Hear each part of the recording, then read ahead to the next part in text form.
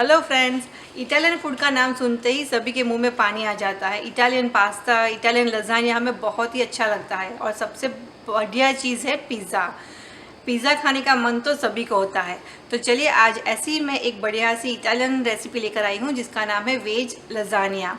तो लज़ानिया बनाने के लिए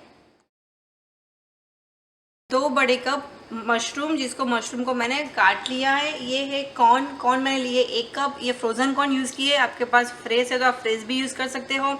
ये मैंने ली है अनियन, प्याज को मैंने लंबा काट लिया है।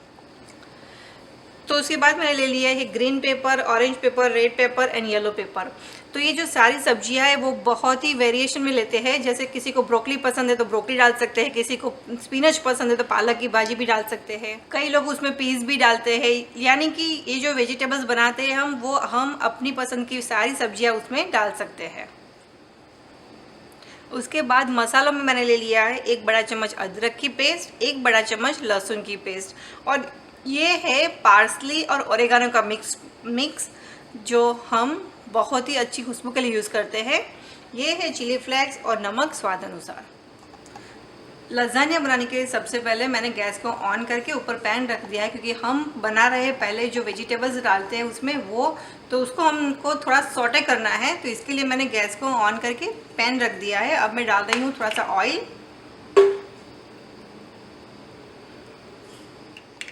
तेल गर्म होती है मैं डाल दूँगी पहले लहसुन की पेस्ट, उसके बाद अदरक की पेस्ट और ये प्याज हमें पहले सॉटे करनी है। प्याज को हमें अच्छी तरह से पहले पका लेना है, उसके बाद हम सारे वेजिटेबल्स उसमें डालेंगे। ऑनियन को अच्छी तरह सॉटे करने के बाद मैं डाल दूंगी ये कॉर्न के साथ ये पेपर, उसके बाद येलो पेपर और लास्ट में मशरूम। अब हमें इन सारे वेजिटेबल्स को अच्छी तरह से पकाना है। तो ये वेजिटेबल्स बहुत ही अच्छी तरह से पक चुके हैं। अब मैं डाल रही हूँ थोड़ा सा नमक स्वाद अनुसार, उसके बाद चिली फ्लेक्स और ये पार्सली और ओरेगानो मिक्स पे 2-3 मिनट अच्छी तरह से पकाने के बाद हमारा ये जो सब्जी है वो बनके तैयार हो चुकी है। सारे वेजिटेबल्स अच्छी तरह से पक चुके हैं, इसमें अब मॉइस्चर भी बहुत कम है। तो अब हम गैस को बंद करके इसको निकाल देते हैं। तो ये लीजिए फ्रेंड्स, मैंने बहुत ही अच्छी तरह से एक लेयर बनाने के लिए सारी सब्जियां पका ली है। वेज लज़ानिया बनाने का सेकंड स्टेप है जिसमें हमें चाहिए white sauce. So white sauce बनाने के लिए मैंने यहाँ पे ले लिया है 2 कप मिल्क और ये है 1 कप चीज़। ये मैंने मोज़रेला चीज़ यूज़ की है। उसके बाद यहाँ मैंने लिया है 2 बड़े टेबलस्पून मैदा वाइट फ्लोर। ये है थोड़े से पार्सली और ओरेगानो के लीव्स। ये मैंने लिए है 2 बड़े चम्मच बटर और ये है 1 चम्मच मरी पाउडर। वाइट सॉस बनाने के लिए सबसे पहले मैंने गैस को ऑन करके पैन रख दिया है। अब मैं डाल रही हूँ बटर।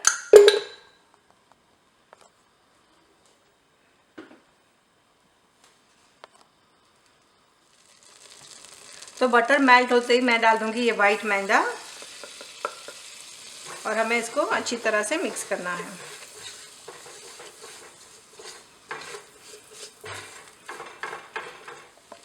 तो इस मैदे को हमें अच्छी तरह से रोस्ट करना है। थोड़ा सा फ्लफी हो जाएगा ये, थोड़ा सा ये हल्का हल्का आपको दिखाई देगा, इसकी खुशबू भी बढ़िया से आने शुरू हो जाएगी। तब तक हमें इसको रोस्ट करना है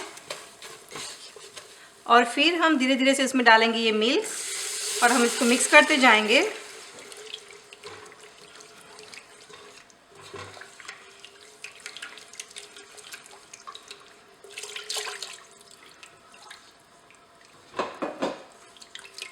तो आप देख सकते हो मैंने अच्छी तरह से मिल्क को मिला दिया है मैदे के साथ, इसमें बिल्कुल लम्स भी नहीं है। तो हमें इस तरह की थिकनेस वाला ये सॉस बनाना है। अब मैं इसमें डाल रही हूँ चीज़ हमें धीरे धीरे से मिलानी है।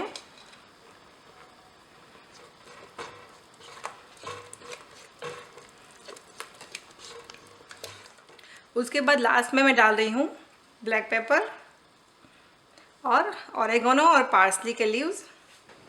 तो अब हम प्रिपेयर करते हैं कि लज़ानिया की डिश जिसको हम तो चलिए सबसे पहले हम प्रिपेयर करते हैं लजानिया की हमारी डिश, जिसको हमें ओवन में बेक करने के लिए रखना है। तो ये मैंने वाइट सॉस बना के रखा है।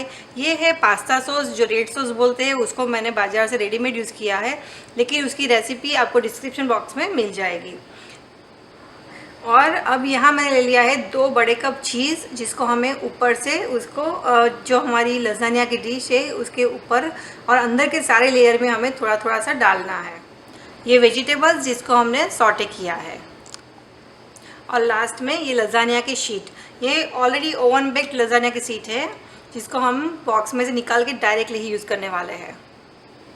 तो अब मैंने ले ली है ऐसी एक ग्लास की बड़ी सी ट्रे, जिसको मुझे ओवन में रखना है बेक करने के लिए, और इसको मैंने अच्छी तरह से ग्रीस भी कर लिया है। अब सबसे पहला लेयर मैं बना रही हूँ उसका, ये रेड सॉस का। ये बहुत ही थिन लेयर बनाना है हमें।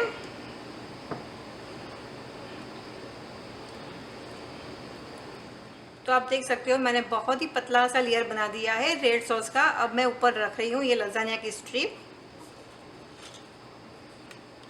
जिसको हमें अच्छी तरह से अरेंज करना है। अब उसके ऊपर मैं डाल रही हूँ ये वेजिटेबल्स का लेयर, जिसको अच्छी तरह से पतला पतला स्प्रेड करना है हमें। तो ये मैंने वेजिटेबल्स का पतला सा लेयर बना लिया है। अब हम उस पर डाल रहे हैं वाइट सॉस। वाइट सॉस का भी हमें बहुत ही पतला सा लेयर बनाना है। तो ये मैं डाल रही हूँ वाइट सॉस, जिसको हमें अच्छी तरह से स्प्रेड कर लेना है। वाइट सॉस का लेयर बनाने के बाद अब फिर से मैं डाल रही हूँ थोड़ा सा रेड सॉस।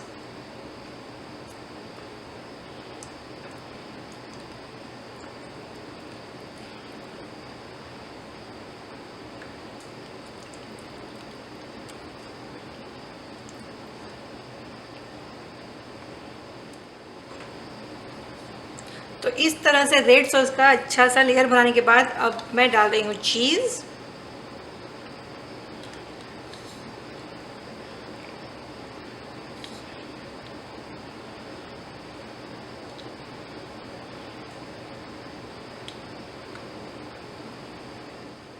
अब उस पर फिर से हम रख रहे हैं ये लजानिया की स्ट्रिप।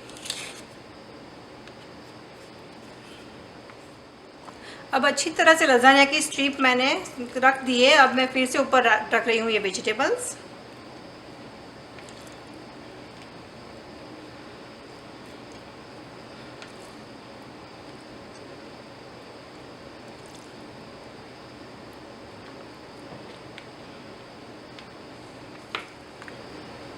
वेजिटेबल्स के बाद फिर से वाइट सॉस।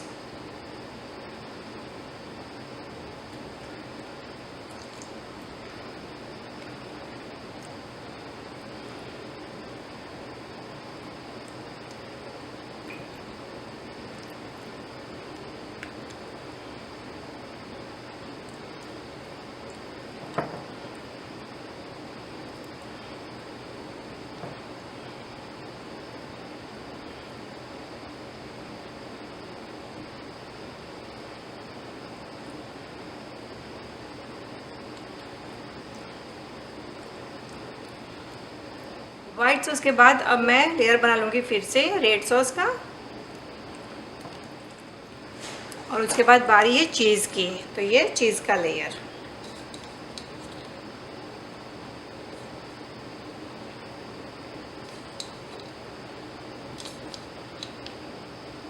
चीज़ के बाद फिर से हम तीसरा लेयर बनाएंगे लजानिया की शीट का, और ये आखिरी लेयर होगा।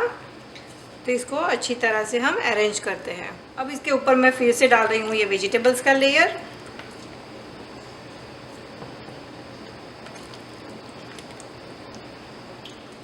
उसके ऊपर फिर से वाइट सॉस का लेयर।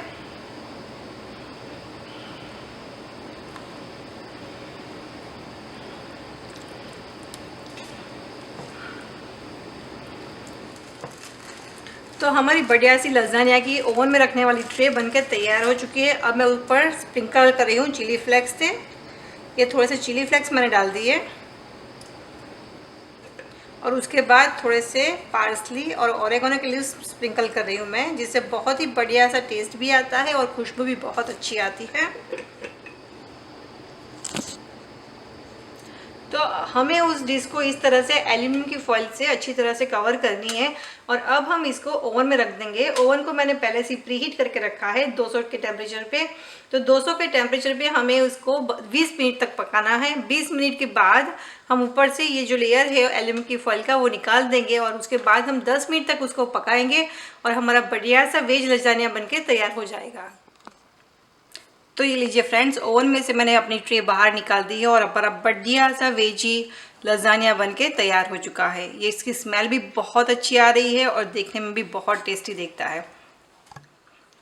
तो ऐसी ही मेरी बनाई हुई नई नई रेसिपीज़ देखने के लिए मेरे चैनल को लाइक, शेयर और सब्सक्राइब करना कभी ना भूलना। Thank you.